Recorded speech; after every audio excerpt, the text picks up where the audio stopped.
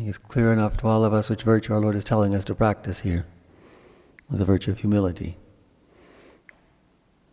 And as he often does, he uses a parable here.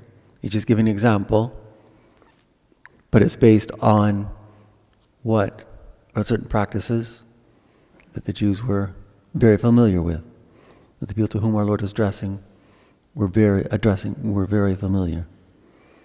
So he uses the example of a Pharisee and a tax collector.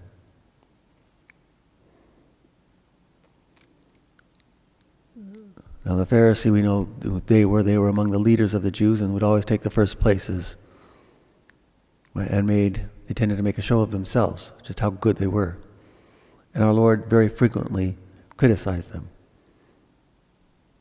for it.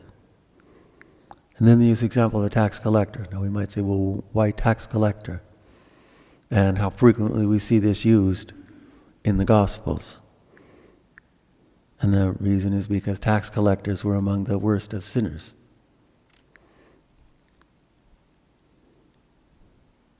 And of course our Lord knew that very well. And he knew the people, particularly the Pharisees, the leaders, would have nothing to do with sinners. Oh, a sinner, oh, stay away from him, cast him out. You should have nothing to do with him. So we're not defiled too. We don't fall too. But you see the attitude that is displayed here. One who takes the first place, always with a big phylactery on his head, etc., to show himself off. And that's the prayer of the Pharisee. See, I'm not like all these other people. I do exactly what I'm supposed to do. I fast, I pray, I give tithes. I do exactly what I'm supposed to do. See how good I am. That's really what he's saying. But that's pride.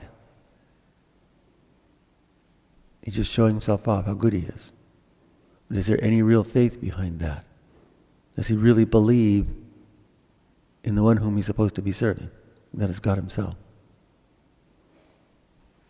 See, and then we look at the example of the tax collector as a sinner and acknowledges it.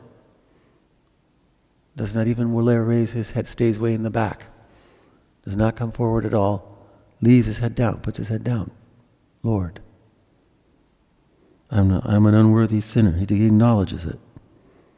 Oh, be merciful to me, a sinner. There's his prayer. Oh God, be merciful to me, a sinner. He's simply asking for God's mercy. Here is the one who is truly humble. Here is the one that our Lord praises. True, he had been a sinner. And we have to look at ourselves now, to examine our own consciences. Where do we stand? We may not be all the worst of sinners. Sometimes we do. So many of us faithfully do what we are supposed to do. But that doesn't mean we don't fall. And if we look at ourselves carefully, examine our consciences carefully, we're going to find we have something we can, without even looking up, beat our breast and say, have mercy on me, oh God, a sinner. You see? And what does our Lord say? That's the one that's justified. The one who acknowledges sincerely, truthfully, that he is a sinner, that he needs God's mercy. We need the grace of God to achieve our salvation. And that is, of course, why we're here in this life, on this earth, to achieve our salvation, to achieve union with God. We're here for him. He created us to share his life with us, his love with us. But he's waiting for us to say, I choose it. I want that love. I want you, God. And how do we do that? That's the example of the tax collector. Have mercy on me, a sinner. And that's precisely why we have this season of Lent, to acknowledge that, to ask for his mercy, and to make that resolution, to turn around, to go back to him, to serve God in everything, to please him, in a word, to love him.